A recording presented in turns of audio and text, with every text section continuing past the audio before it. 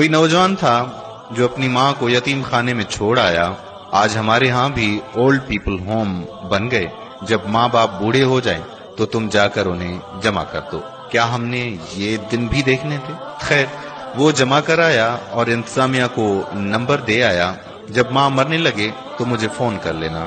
खैर, उसका वक्त आखिर आन पहुंचा और कहा माँ मरने के करीब है और मुलाकात के शौक में तुमसे मिलना चाहती है। वो पहुंचा और माँ से कहा कि माँ, तेरी कोई ख्वाहिश हो तो बताओ जो मैं पूरा कर दूं।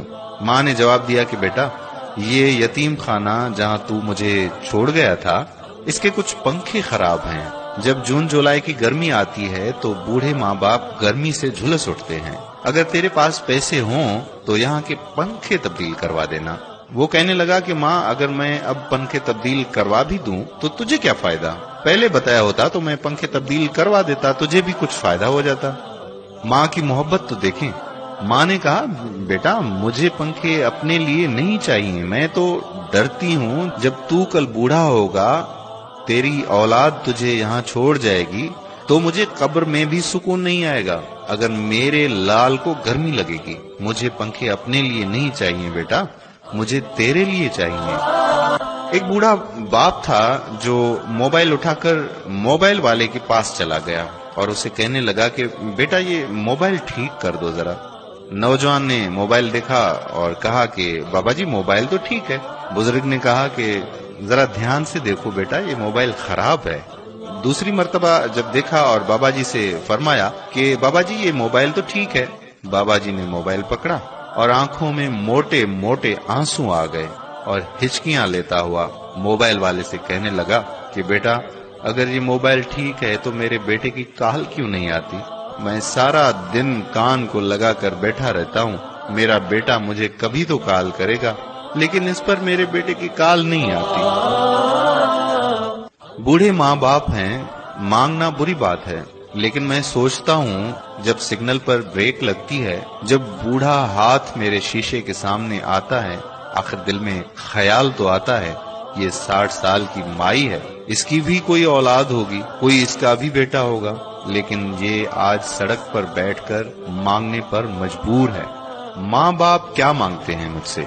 नमाज खत्म होती है तो सारे लोग उठकर घर चले जाते हैं। एक 60 साल का बूढ़ा मस्जिद में बैठा रहता, वो उठकर घर नहीं जाता। क्यों? उसे पता है कि मेरी घर में किसको जरूरत है।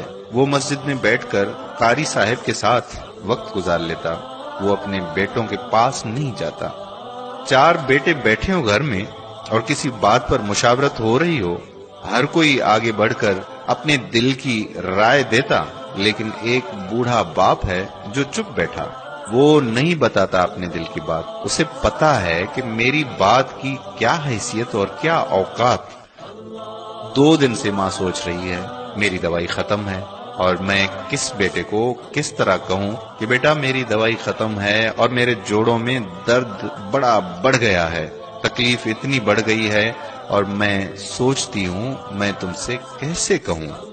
वो बेटा जो दोस्तों में 2000 का डिनर करके आता है, माँ की दवाई की खबर लेने के लिए ना उसके पास वक्त है, ना उसके पास सोच है, ना ही पैसे हैं। मैं नौजवानों से कहता हूँ कि आज तुम्हें बुरा लगता है, तुम कहते हो मैंने ये करना, मैंने वो करना, तुम्हें माँ बाप का टोकना बुरा लगता है, तो एक वक्त आएगा जब घर से 4 पाई उठ जाएगी।